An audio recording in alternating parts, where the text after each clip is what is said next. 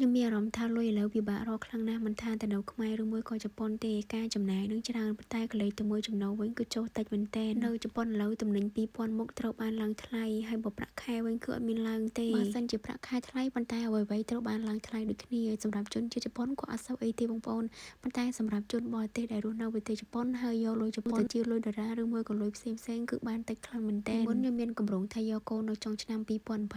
ន្តែឥឡូវនេះអត់ទេបងប្អូនខ្ញុំលើកទៅឆ្នាំ2028ទៀតហើយលុយសន្សំវាអត់ទាន់គ្រប់កំណត់ដែលខ្ញុំចង់បានទេអញ្ចឹងហើយគឺខ្ញុំត្រូវលើកពី3ឆ្នាំទៅឆ្នាំក្រោយទៀតខ្ញុំក៏អត់ឲ្យខ្ញុំបារម្ភរឿងលុយនឹងទេប៉ុន្តែខ្ញុំខ្លួនឯងគឺខ្ញុំជជែកគឺខ្ញុំចង់មានលុយសម្រាប់ខ្លួនឯងធ្លាប់តែជាមនុស្សម្នាក់មានលុយបំរុងអញ្ចឹងនៅពេលណាដែលយើងអត់មានលុយបំរុងគឺពិបាកនៅខ្លាំងមែនទែនតាំងពីដើមមកបើសិនតែខ្ញុំចង់ទិញរបស់អីមួយហើយទិញហើយអស់លុយហ្នឹងគឺខ្ញុំអត់ទិញទេបងប្អូនខាតខ្ញុំអត់ដឹងមិនទេសម្រាប់គេប៉ុន្តែបើសម្រាប់ខ្ញុំអត់បានទិញអីបង្ហាញអ្នកណាអួតអ្នកណាទេប៉ុន្តែពេលខ្លះនៅពេលដែលខ្ញុំបើកកុសមកខ្ញុំឃើញលុយនៅក្នុងកុសខ្លួនឯងចិត្តរឹងមាំអ្នកផ្សេងគេមើលមកគេអត់ដឹងទេបងប្អូនប៉ុន្តែសម្រាប់យើងខ្លួនឯងគឺយើងដឹងច្បាស់ពីខ្លួនឯងទោះបីជាប្តីមានលុយក៏ដោយប៉ុន្តែខ្ញុំខ្លួនឯងគឺត្រូវតែមានលុយខ្ញុំអត់ចង់ពឹងអ្នកណាទាំងស្រុងទេខ្ញុំត្រូវតែមានលុយខ្លួនឯងជាចំហខ្លួនឯងរងយកកូននេះអញ្ចឹងគឺខ្ញុំបានធៀម5-6ឆ្នាំទុកខ្ញុំដឹងថាពេលដែលខ្ញុំមានកូនគឺខ្ញុំអត់អាចធ្វើការកើតទេពេលមានលុយខ្លួនឯងយើងចង់ធ្វើអីព្រោះយើងចង់បានអីគឺបានដូចចិត្ត